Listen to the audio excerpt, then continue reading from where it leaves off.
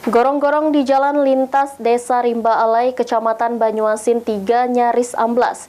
Hal ini menimbulkan kekhawatiran bagi masyarakat karena menghambat aktivitas dan perekonomian masyarakat.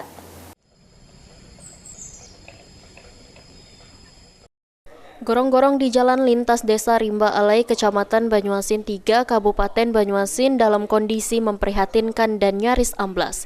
Keadaan ini menimbulkan kekhawatiran bagi masyarakat setempat saat melintas, karena jika gorong-gorong tersebut amblas maka aktivitas masyarakat dan perekonomian di 4 desa yakni Rimba Alai, Ujung Tanjung, Sidang Emas, dan Pagar Bulan akan terhambat.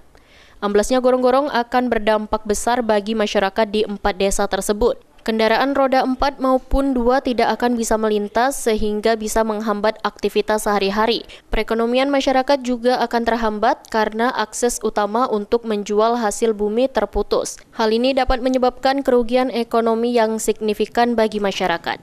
Rusdi, seorang warga desa Ujung Tanjung, mengungkapkan bahwa kondisi gorong-gorong sudah sangat mengkhawatirkan.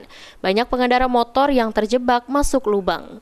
Dirinya berharap agar pemerintah dapat segera memperbaiki gorong-gorong tersebut. Kita nih ini bakal putus. Udah lama juga Pak. Ini Manpaca jalan ini kan untuk keselamatan masyarakat. Manpaca harus dibenari, dibangun lagi. Dibuat lagi gorong-gorong ya.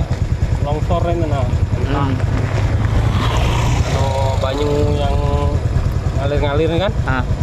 Jadi harapannya itu cepat diperbaiki. Harus diperbaiki, cepat diperbaiki.